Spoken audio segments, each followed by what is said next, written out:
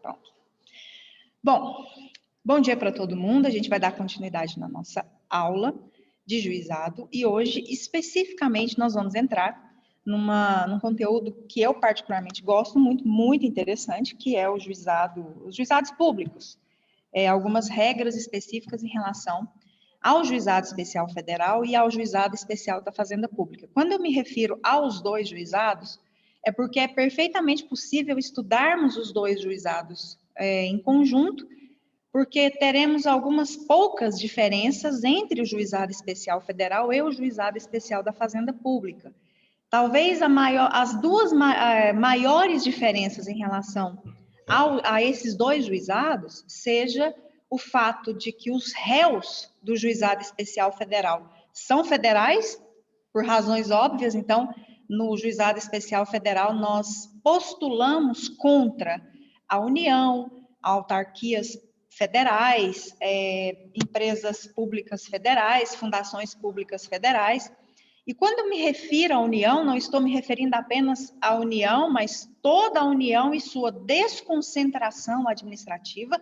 É claro que se um órgão pratica um ato e eu quero ajuizar uma ação em razão da ocorrência de um problema causado por um órgão público federal, nós já sabemos, porque vocês estudaram na aula de Direito Administrativo, que eu não posso ajuizar uma ação contra um órgão, porque um órgão não tem personalidade jurídica, quem vai responder vai ser a União. Mas ok.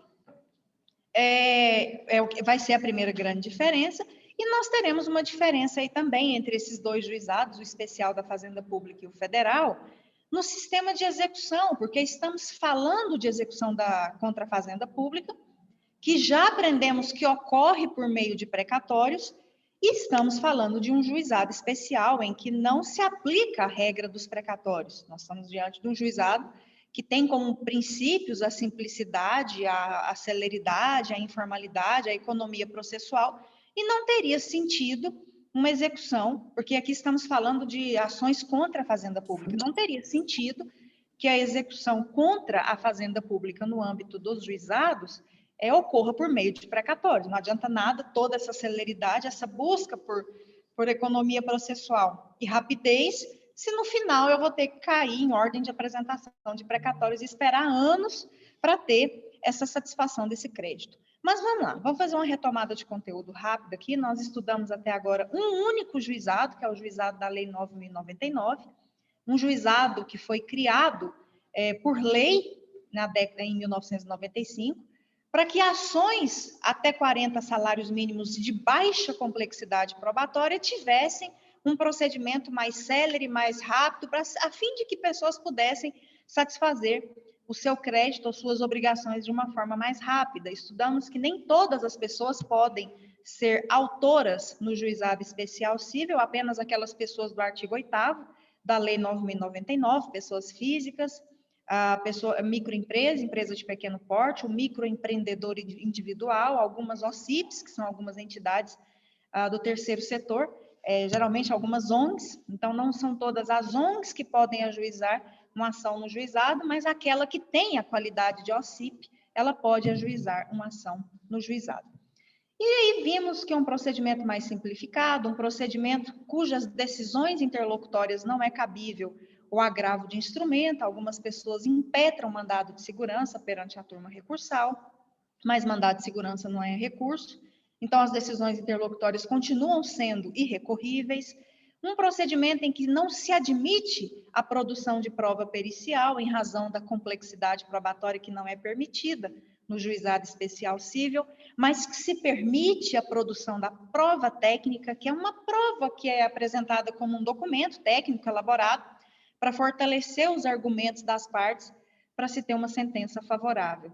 Vimos que é um procedimento que até a própria sentença ela é mais simplificada, porque dispensa-se o relatório e vocês só têm aí uma sentença com dois elementos, que é a fundamentação e a decisão, e a parte dispositiva.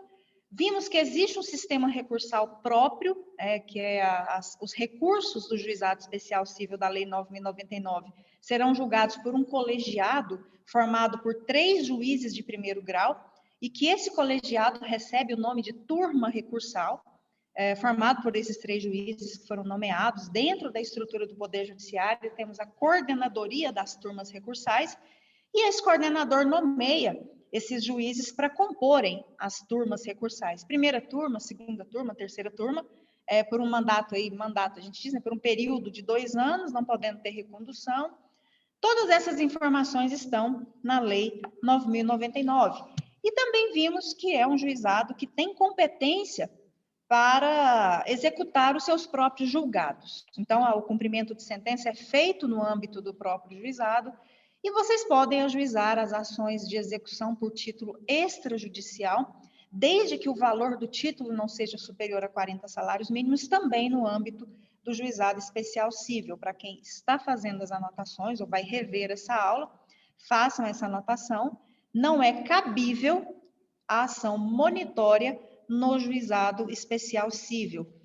Não se esqueçam que estamos falando de juizado, da mesma forma que vamos continuar falando de juizado agora, só que agora nós vamos estudar os juizados públicos.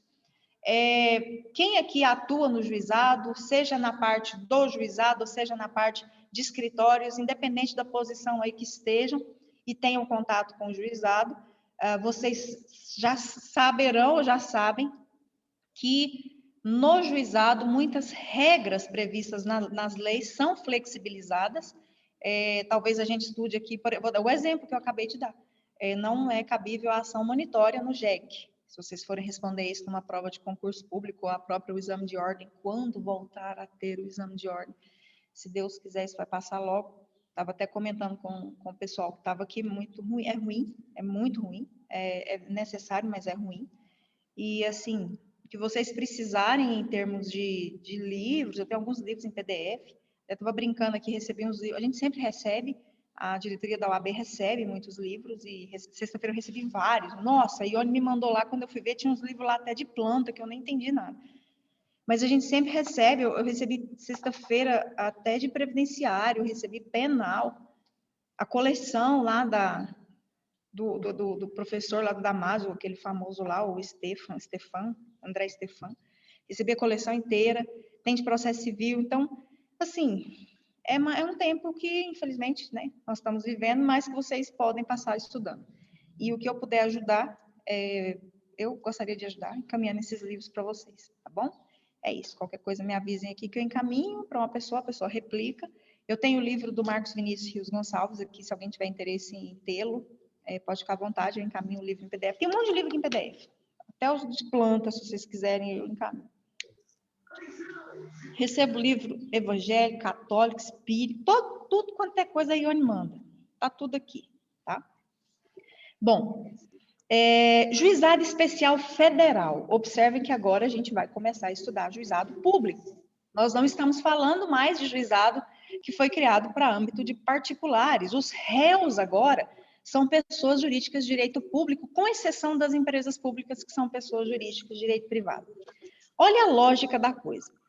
Estudamos um juizado criado pela Lei 9.099 de 95, para causas de até 40 salários e baixa complexidade probatória.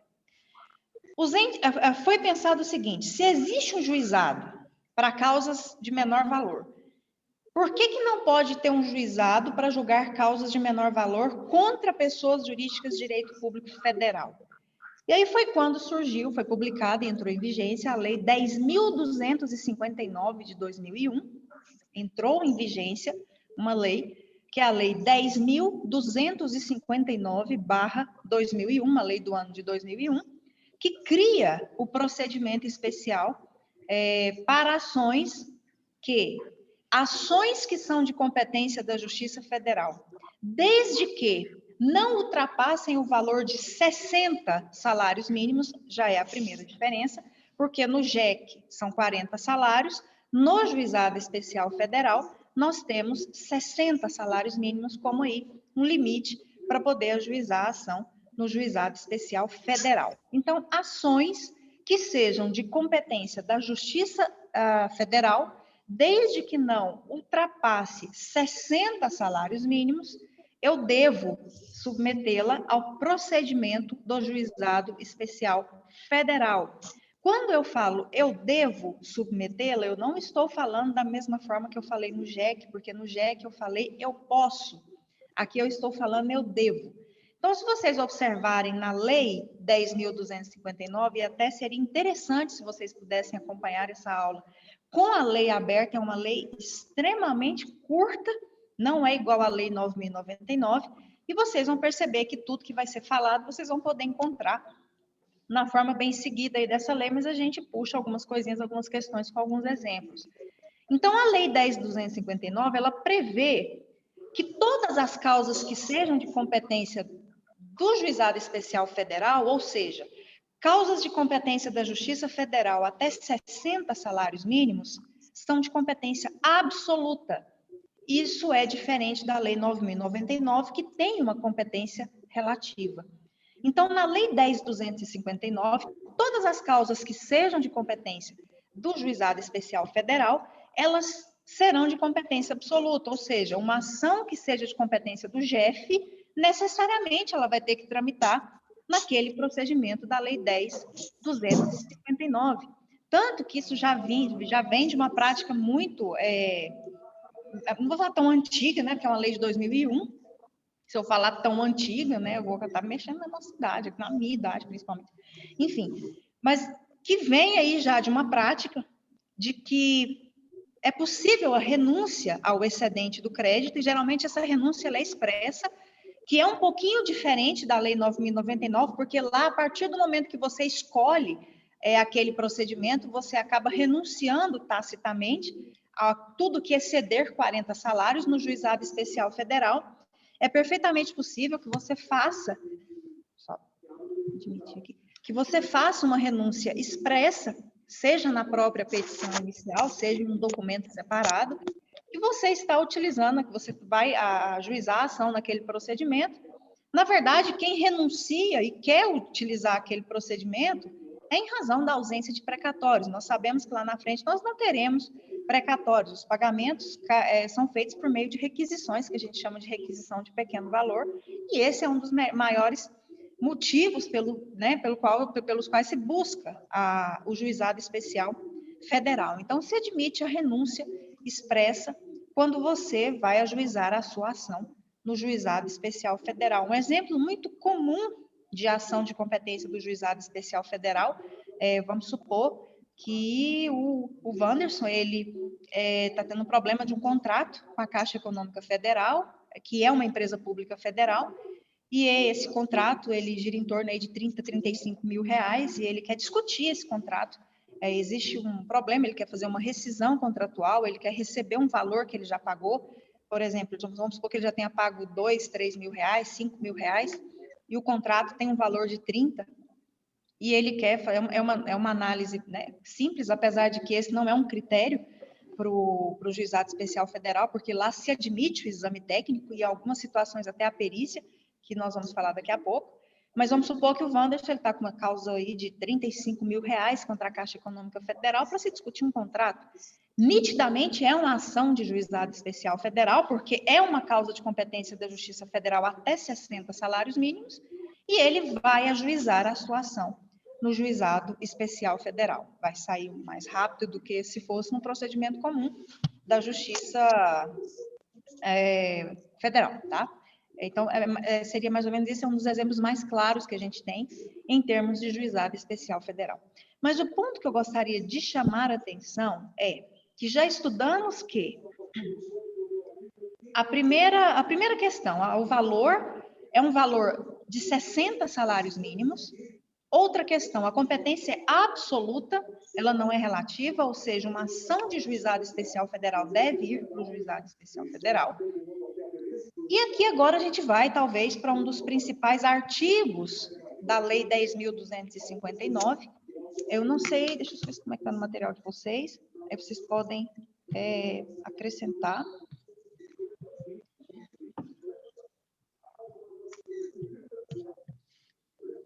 Aqui. Aqui nós temos, nesse material de vocês, esse material está no AVA já, tem as causas de competência, até já falei para vocês, causas de competência da Justiça Federal até 60 salários mínimos. Mas o que eu quero chamar a atenção é que tem algumas causas que não podem ir para o Juizado Especial Federal, e aqui é exatamente o nosso foco nesse momento. Vocês precisam saber, porque vocês serão cobrados em relação ao que não se inclui na competência da Justiça Federal. O artigo 3º, parágrafo 1º, é um dos principais artigos da Lei 10.259. Na próxima aula, eu vou compartilhar aqui com vocês uma tela com uma atividade. Eu peguei aqui, eu já tinha comentado com vocês, mas vamos fazer o conteúdo todo primeiro. Eu já havia comentado com vocês, nós recebemos um banco de questões e teve um concurso para procurador federal, que a prova de processo civil, todas as questões eram da Lei 10.259, de certo e errado. E aí, depois que a gente fizer o conteúdo, eu vou abrir aqui e compartilhar a tela com esse certo e errado, e nós vamos fazer juntos, para vocês verem que quando a gente estuda a Lei 10.259, não fica difícil, tá? Aliás, o segredo de tudo é estudar, e vocês vão ver. Vamos poder comprovar isso nessa aula de Juizado Especial Federal. Na próxima aula a gente vai compartilhar essa atividade. Vocês vão conseguir, garanto para vocês que vocês vão conseguir responder todas as questões de forma correta. Mas vamos lá. Pessoal, as causas de competência do JEF, como eu disse, e a própria lei prevê, são aquelas cujo valor não exceda 60 salários mínimos de competência da Justiça Federal, com exceção dessas agora que nós vamos estudar. Gente, quem tiver com o microfone aberto, se não for fazer pergunta, por favor, desative o microfone, senão eu vou desativar de cá, para facilitar para ouvir, tá? Bom, primeira exceção, o que não se inclui na competência do Juizado Especial Federal? Ou seja, vocês nunca vão ajuizar essas ações no Juizado Especial Federal. Primeiro, aquelas que estão previstas no artigo 109, inciso 2, 3 e 11 da Constituição Federal. Para que não tenha essa necessidade de vocês ficarem decorando o que é o 2, o que é o 3, o que é o 11, o 2 e o 3 se referem a questões internacionais, litígios que envolvam a matéria internacional, contratos estrangeiros que são firmados, por exemplo, com uma pequena empresa e outro país. Então, tudo que envolva a matéria internacional, depois vocês façam a leitura do inciso 2 e 3, mas podem puxar uma setinha, se vocês estiverem estudando aí, são questões ou de natureza internacional, porque, por exemplo, existe um determinado tratado e esse tratado me beneficia e eu estou sendo lesada porque não estão cumprindo esse determinado tratado. Ou uma convenção, que é um tipo de tratado. Vocês vão ter direito internacional no 10º período, vão ver a diferença aí de convenção, tratado, enfim. Mas existe um determinado tratado e eu quero me beneficiar desse tratado. O valor da causa pode ser R$500, R$1.000, eu não vou poder fazer perante o Juizado Especial Federal, porque o Juizado Especial Federal tem vedação legal para receber esses tipos de ações de natureza internacional, ou que discuta algum contrato, algum convênio internacional. Então, essas matérias internacionais e estrangeiras, eu não posso submetê-las para um juízo simplificado, que é o Juizado Especial Federal. A outra vedação está no inciso 11 do artigo 109. O artigo 109, gente, por que a gente fala dele? Porque é esse artigo que traz as causas de competência da Justiça Federal. O inciso 11 diz respeito a questões indígenas. Então, a gente já tem nós já temos aqui nossas primeiras vedações em relação às ações no Juizado Especial Federal. Questões indígenas, direitos indígenas e questões de natureza internacional ou estrangeira. Então, quando a gente fala de inciso 2, 3 e 11, nós estamos nos referindo a essas matérias que não podem ir para um Juizado Especial Federal. Outra ação que nós não podemos ajuizar no Juizado Especial Federal, nós não podemos impetrar mandado de segurança. Então, o parágrafo 1º do artigo 3º, ele prevê que não se inclui na competência do Juizado Especial Federal impetrar mandado de segurança. Então, vamos supor que a Suzane, ela tenha passado num concurso do Ministério do Meio Ambiente, por exemplo. Ela foi lá, fez um concurso público no Ministério do Meio Ambiente, que é um órgão federal, e ela foi lá, passou no concurso, ficou em 3º lugar. E aí o pessoal do Ministério do Meio Ambiente chamou o primeiro para tomar posse, o 2º lugar, pulou a Suzane, foi para o 4º, e ela se viu ali preterida, o direito dela foi violado porque pulou. a Suzane, nos casos de mandado de segurança mais comum que a gente vê, essa questão de concurso público. E a gente sabe que vai ser contra um ato de alguém, de um presidente de uma comissão do concurso público X, e ela quer impetrar o mandado de segurança porque ela teve o direito dela violado de ser chamada para tomar posse, porque concurso público não dá direito à posse. Agora, a partir do momento que chama o primeiro, o segundo e o quarto, aí o terceiro lugar foi violado. E aí ela quer impetrar o mandado de segurança contra ato do presidente da comissão, do concurso público, do Ministério do Meio Ambiente, enfim. A gente sabe que é uma questão federal, por envolver o Ministério do Meio Ambiente, que é ligado à União, e aí a gente sabe que a competência é a Justiça Federal. Tá, mas valor da causa, R$ 1.000, um caso super simples, professora, não posso mandar para o Juizado Especial Federal? Não. Pode ser um mandado de segurança mais simples, um mandado de segurança mais complexo, cujos réus vão envolver pessoas públicas federais. Então, nós sabemos que não é por isso, é porque a lei veda que seja impetrado o mandado de segurança perante o Juizado Especial Federal.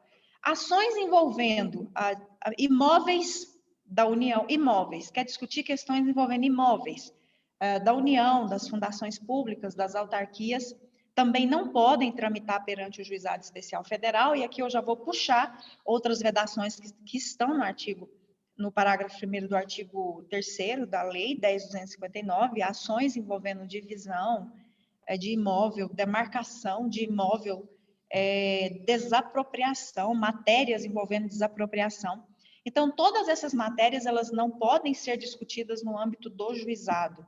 Quando a gente fala assim, essas ações não podem ir para o juizado, não significa que elas não podem ir para algum lugar, elas só não podem ir para o juizado.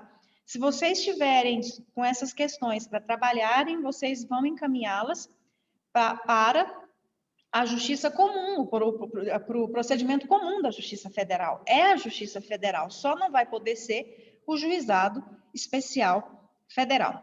Ações coletivas, como, por exemplo, a ação civil pública, como, por exemplo, a ação popular, que está escrita aqui, a ação popular, nós vamos ter apesar de ser uma ação de natureza constitucional, nós estudamos ela no Direito Processual Civil 5, ela é uma ação coletiva. Um cidadão, ele pode ajuizar uma ação para anular atos lesivos ao meio ambiente, por exemplo. Pegar um caso de ação popular no âmbito federal aqui. Vamos supor que a União tenha feito uma venda de uma área de proteção ambiental, por exemplo. Tenha feito para atividade econômica. E aí, um cidadão, ele pode ajuizar uma ação popular para invalidar essa alienação, porque ela é ilegal, se for uma área considerada de proteção ambiental, de preservação ambiental. E aí, uma só pessoa ajuiza essa ação popular, e aí a sentença acaba beneficiando uma coletividade de pessoas. É perfeitamente possível isso. Eu peguei esse exemplo porque foi um caso que aconteceu aqui em Anápolis há uns 15 anos atrás, muito tempo. Aqui em Anápolis aconteceu uma situação uma vez de uma alienação de área verde de um determinado bairro Cidade Jardim. Esse processo é público para todo mundo ter acesso. E foi feita uma venda de uma área de proteção ambiental para uma construtora para fazer os imóveis. E aí uma das moradoras do bairro Cidade Jardim, ela ajuizou uma ação popular, porque não poderia ter sido feita essa venda dessa área verde, eu só peguei o mesmo exemplo, mas aconteceu aqui em Anápolis. Ela ajuizou uma ação popular para invalidar essa alienação. O processo durou 12 anos no judiciário, chegou no Supremo Tribunal Federal, e ela conseguiu antes ela tinha conseguido uma liminar para não construir nada em cima dessa área verde. Por 12 anos o processo se arrastou e foi para o Supremo Tribunal Federal, e lá ela conseguiu ganhar a ação, e aí não fizeram, foi invalidada essa alienação e a área verde continua lá, tá? Ninguém mexeu, né? Enfim, ações coletivas não podem ir para o Juizado Especial Federal. Execução fiscal. Gente, execução fiscal é quando o poder público ajuiza uma execução contra os particulares para receber algum imposto, algum tributo, alguma coisa assim. Então, vamos supor que a União ajuize uma ação aí, a Receita Federal, envolvendo a Receita Federal por questão de imposto de renda, por exemplo, aí vira execução fiscal contra uma pessoa. Pode ser o valor de R$300. A gente nem está falando de 60 salários mínimos. Execuções fiscais não podem ir para o juizado, mas nem poderiam mesmo. Vocês sabem por quê? Exatamente por esse ponto aqui, ó. Só para pular um pouquinho. Exatamente por isso aqui. Quem pode ser autor no Juizado Especial Federal? Pessoas físicas, microempresas, empresas de pequeno porte, geralmente as mesmas da Lei 9.099. Contra quem? É aqui que é o ponto. Contra a União. Contra a União responde pelos seus órgãos também. Contra autarquias federais, fundações públicas federais e empresas públicas federais. Só que aqui tem uma restrição. Os réus do Juizado Especial Federal, eles não podem ser autores. Então, tem essa vedação. A execução fiscal jamais poderia acontecer. Primeiro, porque existe uma vedação legal. Segundo, porque, por exemplo, a União não pode ser não é parte legítima ativa para ajuizar uma ação no Juizado Especial Federal. Tenham em mente o seguinte: Juizado Especial Federal e da Fazenda Pública, ele não foi criado para a Caixa Econômica Federal nos processar. Não foi criado para a União nos processar, para o IBAMA nos processar, para o INSS nos processar. Ele foi criado para nós processarmos a União, para nós processarmos o INSS, para nós processarmos a Caixa, para a nossa microempresa processar um IBAMA, por exemplo, que é uma autarquia federal.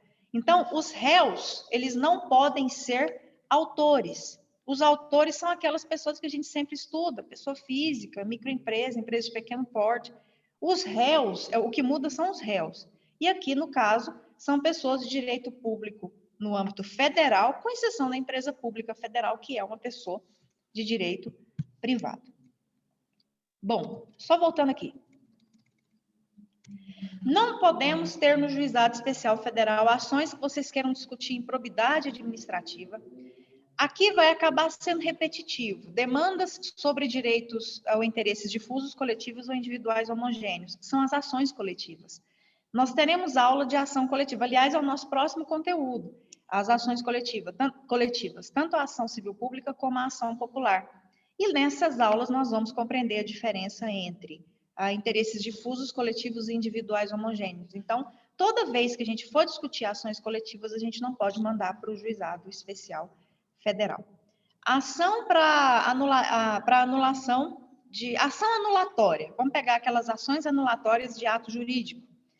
Então, dentro das ações anulatórias de ato jurídico, vamos supor, deixa eu só admitir.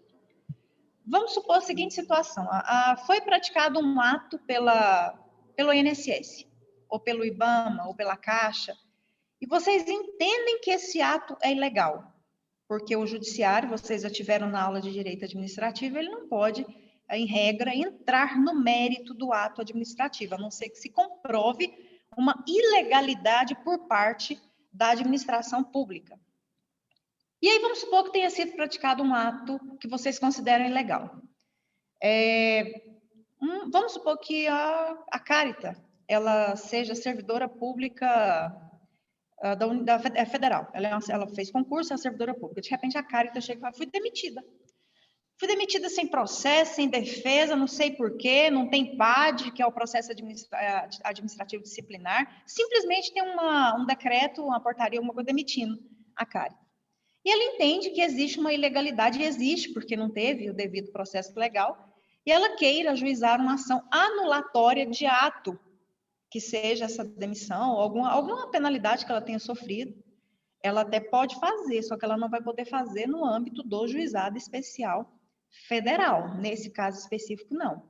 Então, essas ações para se anular atos lesivos, anular atos lesivos mesmo aos direitos, elas podem ser feitas, mas no âmbito da Justiça Federal, dentro do procedimento comum. Com exceção de duas, as de natureza fiscal e as de natureza previdenciária. Então, suponhamos que vocês queiram ajuizar uma ação para anular algum ato praticado pelo INSS, desde que respeite algum valor aí, ou se não tiver valor, se não tiver valor, não tem problema. Mas vocês querem anular um ato que foi de natureza previdenciária, vocês podem fazer perante o Juizado Especial Federal. Ou então ele tem a natureza fiscal. Suponhamos que tem um auto de infração contra vocês, e esse auto de infração ele não tem um valor superior a 60 salários mínimos, e vocês querem a anulação desse auto de infração, por ter natureza fiscal e ter essa exceção no inciso 3, vocês podem fazer perante o Juizado Especial Federal. Então, olha só, as ações para se anular, para declarar nulidade de atos administrativos praticados pela administração pública federal, em regra, não se pode fazer no juizado, com exceção dos atos envolvendo questões fiscais e questões previdenciárias. Pessoal, tudo que é previdenciário, tudo que envolve INSS, dificilmente vai ter vedação no Juizado Especial Federal. Até porque o GEF, ele foi criado, de verdade, lá atrás. Hoje não, hoje a amplitude, né? Hoje nós temos um número de casos muito maiores. Mas lá atrás, ele realmente foi criado para desafogar a Justiça Federal com causas envolvendo a Caixa e o INSS. Era o grande, desde que até 60 salários, era o grande problema ali dos tumultos dentro da Justiça Federal. Se vocês me perguntarem assim, mas funciona? O procedimento é muito bom, funciona. O interessante seria se tivesse a estrutura em todos os locais. Por exemplo, o Juizado Especial Federal na cidade X, Juizado Especial separado. O problema é que, às vezes, o mesmo juiz federal que cuida do procedimento comum da Justiça Federal vai ser o mesmo que vai cuidar do juizado. A não ser em Goiânia, porque em Goiânia tem o Juizado Especial Federal. Nas capitais. O problema é esse, é que tem ali, às vezes, 1 ou 2 juízes federais a gente fala comarca, mas, na verdade, é subseção judiciária. Agora eu vou falar sobre isso. E acaba que é ele que vai dar o procedimento dentro da estrutura da Justiça Federal. Então, quando a gente tiver mais juizados, tipo nós temos os JECs, talvez as coisas vão um pouquinho mais rápido, tá?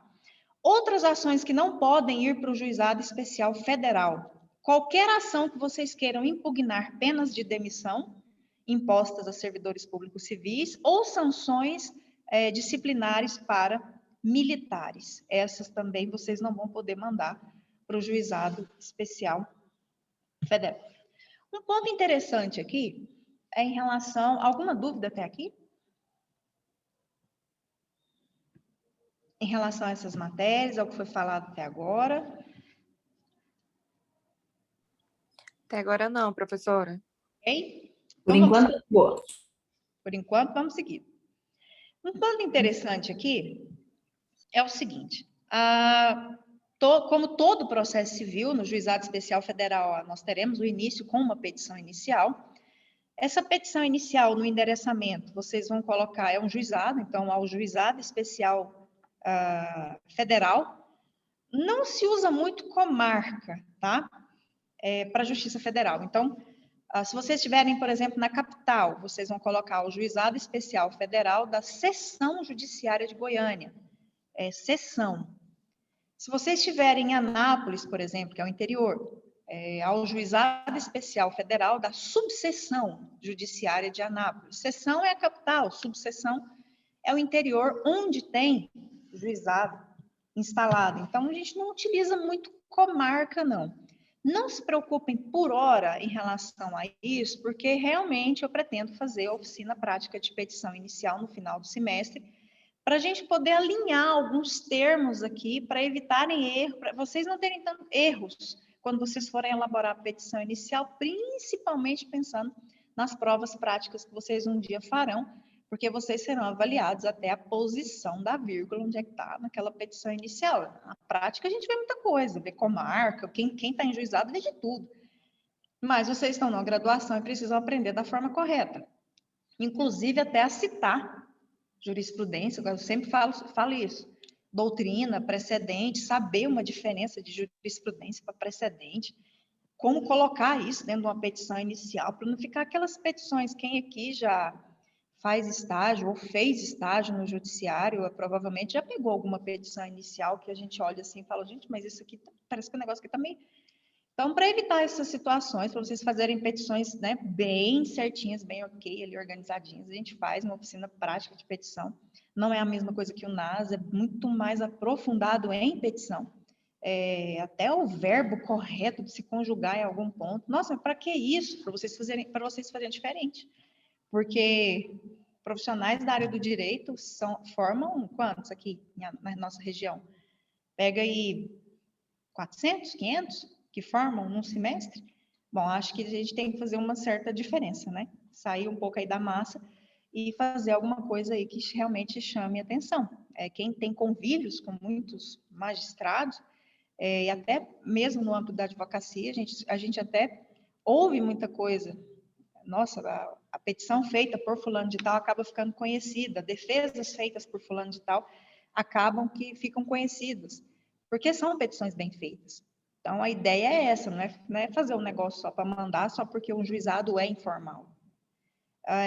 Se eu puder dar uma sugestão, um conselho para vocês não se esquecerem, já me deram esse conselho há muitos anos atrás, tratem a causa de vocês, vamos supor que vocês tenham uma causa de R$100, tratem a causa de R$100 com o mesmo cuidado, conhecimento e esmero do que a causa de R$1 milhão. Se vocês fizerem isso, vocês não vão ter problema na vida de vocês. Tratem a causa de vocês, independente da posição da carreira. Seja na magistratura, no Ministério Público, na advocacia. É claro que não vai se aplicar muito em relação às delegacias, mas vai se aplicar, sim, em relação ao tipo de inquérito que vocês estão trabalhando. Tratem com o mesmo cuidado, esmero e conhecimento o menor do mais alto, o simples ao mais complexo.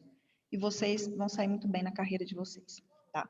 É a mesma coisa que a gente fala para alguns professores. Eu ministro aula no curso de formação de professores e eu faço um módulo com esses futuros professores. Eu falo, se você tiver um aluno na sala de aula, faça a mesma aula como se você tivesse num auditório com 500 pessoas. Se você fizer isso, você não vai ter diferença, você não vai ter problema na sua carreira. Então, é só uma sugestão para vocês. Façam bem feita a petição, independente da matéria que vocês estão tratando. Bom, principalmente aquelas que a gente não gosta muito. Continuando aqui. Em relação ao procedimento, feita essa petição inicial, suponhamos que vocês tenham um pedido de urgência. Vocês vão querer uma tutela, uma medida, a gente chama de medida, a lei fala em medida cautelar, mas na verdade são as liminares. Alguma medida de urgência que vocês queiram no juizado. No juizado especial civil, nós já estudamos que não cabe o agravo de instrumento. Tá, ok. Mas eu faço mandado de segurança, vou impetrar mandado de segurança. Pode até impetrar, mas não é recurso, continua sendo irrecorrível. No juizado especial federal e no da Fazenda Pública, existe um artigo que abre uma certa brecha aí de interpretação. Porque o artigo 4º prevê que é possível se pedir medidas cautelares no âmbito do juizado especial federal. Medidas de urgência, a gente pode fazer o pedido de concessão de medidas de urgência. E depois nós temos outros artigos que dizem o seguinte, como se não, pela interpretação, não cabe recurso dessas decisões, com exceção dessas que deferem ou indeferem medida cautelar. Então, existe uma interpretação na Lei 10.259 de que, com exceção dessas que concedem ou não medidas de urgência, não cabe o agravo de instrumento, então abre essa exceção. Então, chega até a ser possível a gente mencionar que da decisão que defere ou indefere medidas de urgência no juizado especial federal seria possível o recurso, que é o agravo de instrumento. Essa regra a gente não tem na Lei 9.099. É uma interpretação que a lei dá, e aí a gente pensa, mas onde eu vou interpor esse recurso? Todos os juizados têm um sistema recursal muito semelhante, que são as turmas recursais. A diferença aqui que nós vamos ter é que no âmbito das turmas recursais, no caso do juizado especial federal, ele vai ser composto por 3 juízes federais. Ao contrário do JEC, que são 3 juízes de primeiro grau estaduais, aqui nós teremos 3 juízes federais. Alguma dúvida? Tudo ok? Ainda não. Tá. Seguindo. Tranquilo, então, professor. Essa já também é outra diferença. Existe uma permissão da Lei 10.259 para se ter recurso de decisões interlocutórias que concedam ou não medidas de urgência no âmbito do juizado especial federal. Um outro ponto importante dentro do procedimento do juizado especial federal são os prazos.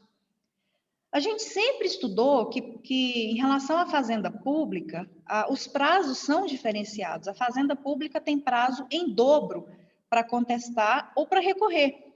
E aí fica a pergunta aqui, porque nós estamos falando de um juizado especial que tem a fazenda pública como réu.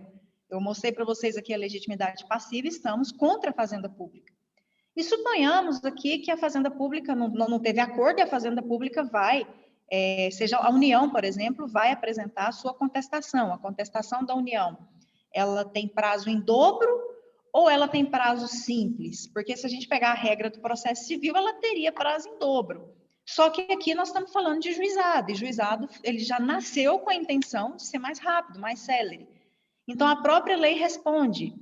No procedimento da Lei 10.259, não haverá prazos diferenciados. Não existe essa questão de prazo em dobro para a fazenda pública.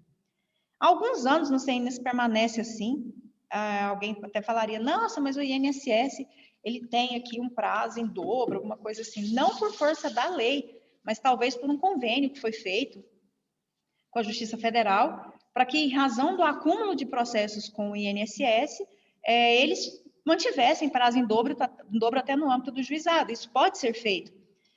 A questão do juizado é complicada, porque às vezes a gente sabe muita prática e isso pode nos influenciar na teoria. Vocês precisam compreender o que está na lei 10.259. Na prática, vocês vão perceber uma flexibilização de algumas regras, mas a gente precisa compreender mesmo e seguir a lei para sermos avaliados, e depois, na prática, vocês vão ver algumas flexibilizações em relação a algumas regras dos juizados especiais, cíveis, federais, da Fazenda Pública, alguns caminhos diferentes aí, algumas rotinas diferentes, algumas situações diferentes que acontecem dentro do âmbito do juizado. Mas a gente tem que compreender e seguir o que está previsto nas leis, porque vocês serão cobrados em relação a isso. Bom, outro ponto interessante, e aí se segue, a questão das provas no Juizado Especial Federal. Admite-se todas as provas, são possíveis todas as provas admitidas em direito. Aí vem a famosa pergunta se cabe perícia no Juizado Especial Federal. Vejam bem, a Lei 10.259, a lei, ela não trata especificamente da palavra perícia, mas ela trata de um termo que se chama exame técnico. Então, a lei do Juizado Especial Federal admite o exame técnico para as ações. E para as ações previdenciárias especificamente, permite-se o exame técnico com a indicação de assistentes técnicos que vão elaborar os seus laudos. Isso, na prática, a gente chama de perícia. É a mesma coisa de uma perícia. Então, talvez se vocês ficarem muito presos ali na Lei 10.259, pode ser que vocês não encontrem essa palavra perícia, mas é permitido, assim. Então, o exame técnico, ele é permitido. Vamos supor, a Amanda, ela ajuizou uma ação contra a Caixa e ela alega que aquela assinatura não é dela. E ela pede um exame grafotécnico naquele contrato, porque aquela assinatura não é dela. Hoje vai ser perfeitamente possível, a não ser que seja um juiz assim muito, vai ser perfeitamente possível se admitir, se deferir, até tem jurisprudência para isso. Perfeitamente possível, porque no Juizado Especial Federal, o critério não é valor da causa e baixa complexidade probatória, é valor da causa, porque se admite o exame técnico. Em sua grande maioria dos casos, esse pedido pode ser deferido, a Amanda pode ajuizar, deve ajuizar essa ação no Juizado Especial Federal. Agora, é só o exame, fim. Se a Amanda tiver com ação previdenciária e necessitar de exame técnico, ela, além do exame técnico, o juiz vai deferir e até intimar para as partes apresentarem seus assistentes técnicos com os respectivos laudos. Isso é uma perícia. Então, falar que não é cabível a perícia no juizado é ir contra a própria Lei 10.259. Tanto que quando vocês pegam artigos bem recentes para lerem sobre o Juizado Especial Federal, já usa-se perícia. Na própria jurisprudência, já utiliza-se a palavra perícia para essas ações previdenciárias. Então, cabe sim a prova pericial no âmbito do Juizado Especial Federal, até porque, gente, não teria sentido. Se é possível a ação contra o INSS, se foi um juizado criado com foco maior também no INSS, em razão do volume de ações, vedar a perícia é simplesmente falar que não é cabível, porque eu não vou falar todas, mas a grande maioria das ações envolvendo o INSS vai precisar de perícia. Então, né, seria estranho se falasse assim, não é possível, tá? Outro ponto agora interessante. Quando vocês estudaram recurso, lá na época de recurso, quando vocês estavam estudando recurso, alguém chegou para vocês, ou vocês leram em algum lugar, que toda vez que a Fazenda Pública perde uma ação, que ela é sucumbente, é obrigatório uma confirmação dessa sentença. Isso no direito a gente chama de recurso de ofício, ou remessa obrigatória, ou reexame necessário. Cada um chama de um nome. Vamos supor que a Áurea seja uma juíza e ela condene a Fazenda Pública, ela condenou a União a fazer um pagamento, enfim, a Fazenda Pública perdeu. Isso não é só federal, não. Condenou o município, condenou o Estado, condenou a Fazenda Pública de uma forma geral. Toda vez que a Fazenda Pública é sucumbente, seja totalmente ou parcialmente, é obrigatório, a Áurea vai ter que pegar essa sentença dela, remeter para uma instância superior, para que ela seja confirmada e ela vai ser devolvida. Isso a gente chama de recurso de ofício ou reexame necessário. A grande questão que a gente faz aqui é, considerando que é um juizado, o reexame necessário, ele é obrigatório? Precisa do reexame necessário? E a resposta é não. No âmbito do juizado especial federal, não haverá reexame necessário da sentença, mesmo quando a Fazenda Pública seja sucumbente, e não tem prazos diferenciados. Isso é muito cobrado. Então, não tem prazo diferenciado, a Fazenda Pública tem prazo simples, e mesmo que haja sucumbência por parte da Fazenda Pública, não haverá o reexame necessário. Até aqui tudo bem? Sim. Sim? Tudo bem, Beleza. professor. Suponhamos, então, que agora vamos para uma fase da execução. Nós tivemos uma sentença. Vamos pegar um exemplo. Vamos pegar aqui o Gabriel. O Gabriel, ele tem uma ação contra o IBAMA, ou a Caixa, ou a União. E aí a União, ou a Caixa, ou a IBAMA, Caixa Econômica Federal, foi condenada a pagar para o Gabriel 50 salários mínimos, porque aqui é até 60. Ok. E na sentença está lá. Condeno a União Federal ao pagamento de indenização ao requerente no valor tal. 50 mil reais, por exemplo. 50 mil reais, isso. Tá, nós temos aqui uma condenação contra a Fazenda Pública.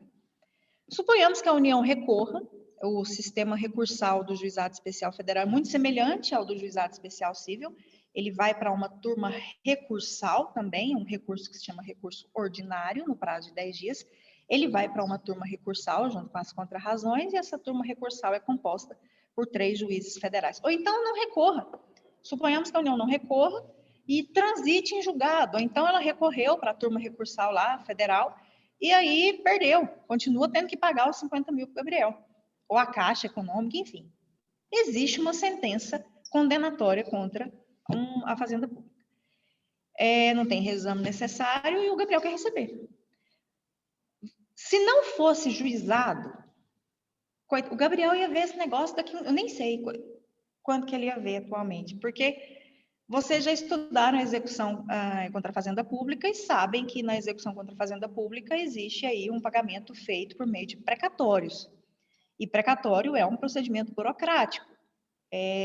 Inclusive, tem que entrar numa ordem que não está muito próxima e tem toda uma questão de orçamento, tem uma questão de previsão orçamentária. Como é que você vai tirar disso agora?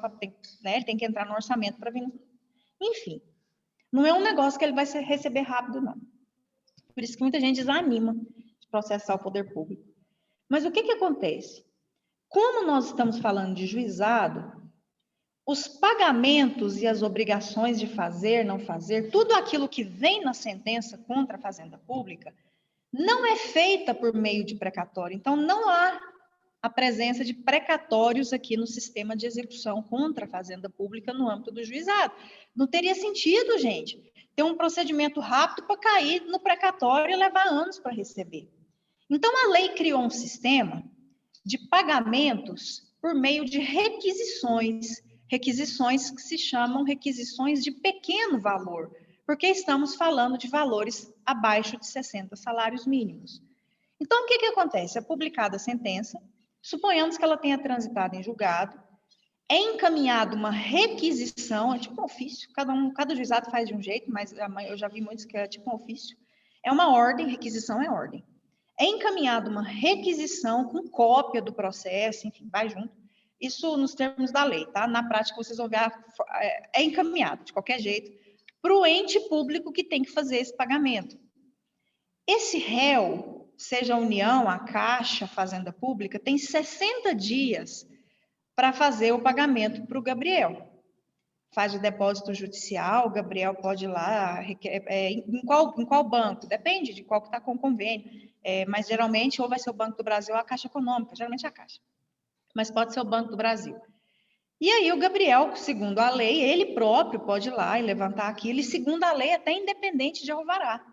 Mas também o advogado dele também pode fazer esse levantamento, 6 advogados podem fazer esse levantamento, desde que preenchidos os requisitos na lei e até alguns exigidos pelo procedimento do próprio juizado. Tá.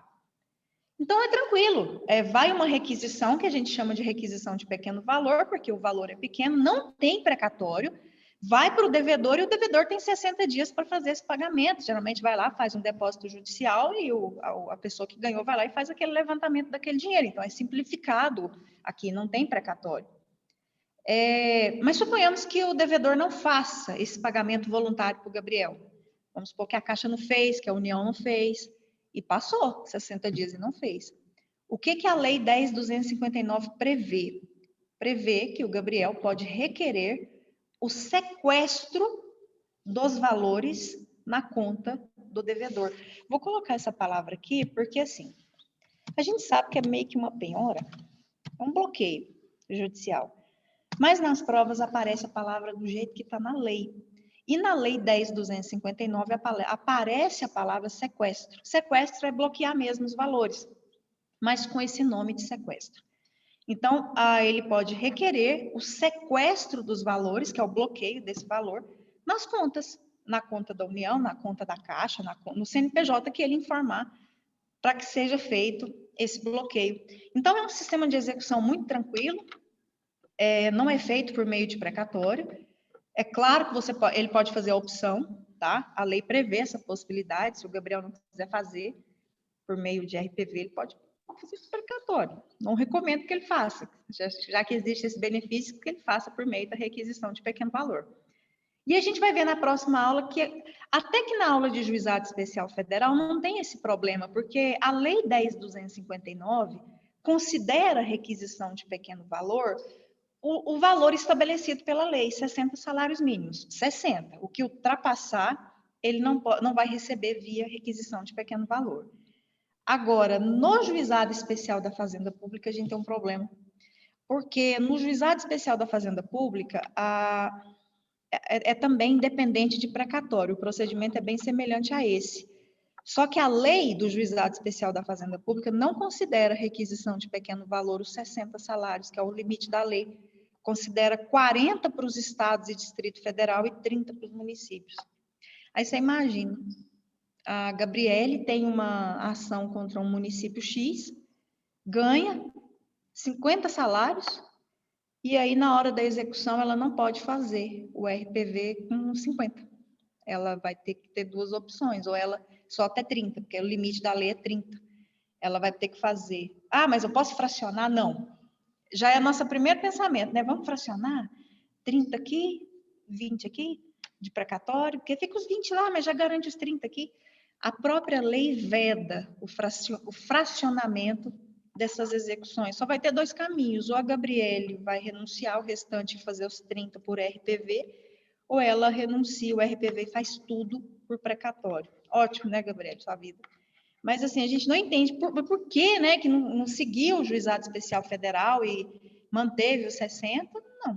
A lei do juizado especial da Fazenda Pública, RPV é até 40 para estados e Distrito Federal e 30 para municípios. Mas, em relação ao federal, na aula de hoje, 60 salários mínimos é tranquilo. O que passar disso aqui não pode ser feito por requisição de pequeno valor. Bom, Esse é o conteúdo do Juizado Especial Federal. Vocês vão perceber na próxima aula que a parte de Juizado Especial da Fazenda Pública vai ser muito rápido, porque quem tiver aí a curiosidade e o interesse de ler a lei do Juizado Especial Federal e da Fazenda Pública vão ver uma semelhança muito grande. É um copia e cola? É um copia e cola. Porque a diferença maior vão ser nos réus, porque no da Fazenda Pública não é federal. E no sistema de execução também a gente tem uma diferençazinha em razão dos valores de RTV. Mas no mais, em razão do tempo aqui, no mais, a Lei 10.259, os principais pontos nós falamos aqui. É permitido, só para a gente poder fechar, é permitido um pedido contraposto, não tem essa vedação. A lei não veda o pedido contraposto. Pode ser que na prática algum juiz vede, não aceite, por exemplo. Como assim? Eu estava aqui com o exemplo do Gabriel, vamos supor que ele está com ação com a Caixa Econômica.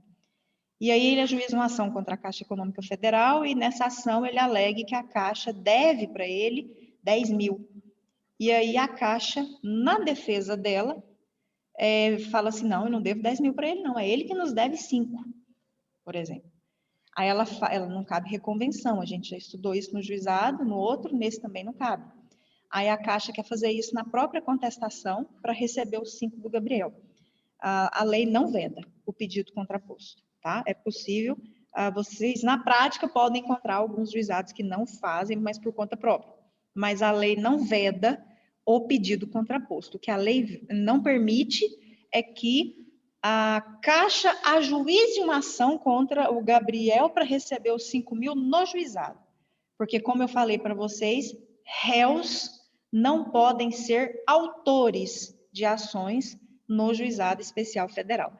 Se a Caixa quiser ajuizar uma ação, por exemplo, para receber 5 mil de qualquer um de nós aqui, ela vai ter que fazer perante a Justiça Comum, o procedimento comum da Justiça Federal. Ela não pode usar o juizado para isso, tá bom? Dúvidas? Tá tranquilo. Tranquilo? Tranquilo, professora. Recomendo a leitura da lei. Quando vocês fizerem a leitura da lei, vocês vão lembrar de muita coisa que a gente falou aqui. Então, não é nem a doutrina, recomendo a leitura de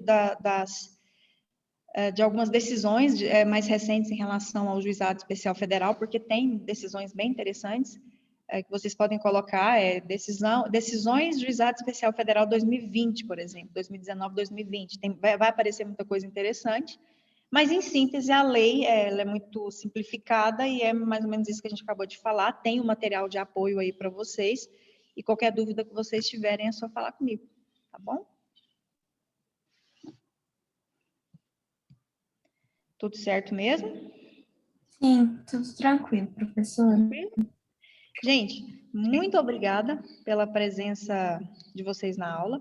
Essa aula fica gravada. Eu preciso mexer lá para ver se está indo certo. Malu, depois me dá um retorno se para onde que está indo, tá? Se está indo certo, para onde tem que ir. Porque esse já é o Zoom da Uni e o certo é já ir para a nuvem mesmo lá dentro do AVA. Mas me dá um retorno para eu, se não tiver, eu vejo aí com quem resolve isso para colocar esses negócios lá. Tá bom? Eu vou dar uma Ou qualquer olhada. pessoa que quiser falar comigo para a gente ver direitinho, tá? Gente, beijo para vocês, boa semana e qualquer dúvida, estamos aqui. Obrigada, professora. Boa Obrigado, semana. professora. Boa semana. Boa semana, gente.